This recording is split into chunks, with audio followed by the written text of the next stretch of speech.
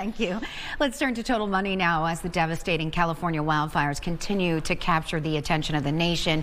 People are looking for ways to help people affected, but it's crucial to remember that moments like these can attract the wrong people, scammers, who prey on people's goodwill. Jen Berg from the Maine Credit Union League joins us today with some suggestions on how to kind of safely extend a helping hand. Jen, it's sad that we have to talk about this. We do, though, and we often have to talk about scammers who don't really have anyone's best intentions at mind. No.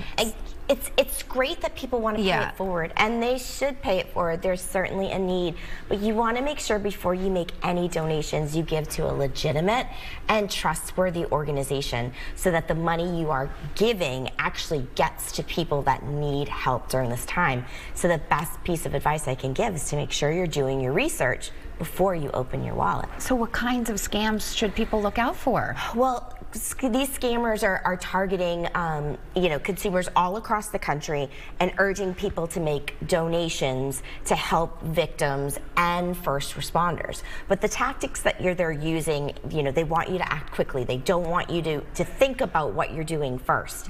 And it's really tragic that they're exploiting such a horrific situation, but that's what they're doing. And people want to help victims and first responders, but again, you've got to do that research. So tell us how we can spot some of the scams. What are the signs? If somebody contacts you proactively, that should make you a little bit cautious. So if you receive an email or a text message you weren't expecting, even an ad in your social media feeds, that should give you pause.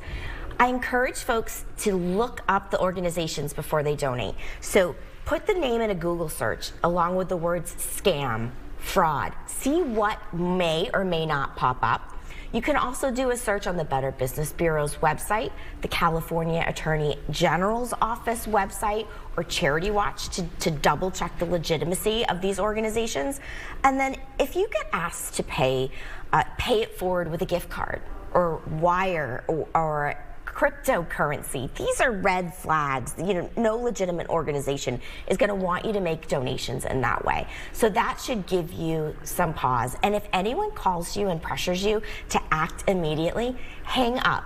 People want you to be thinking about where you're giving your money to. And if they want an answer right then and there, then chances are it's not a legitimate organization. Right, so, don't be rushed by it. No, you should be able to do your homework. You're doing good, and you want to make sure your money goes to where it says it's going to go.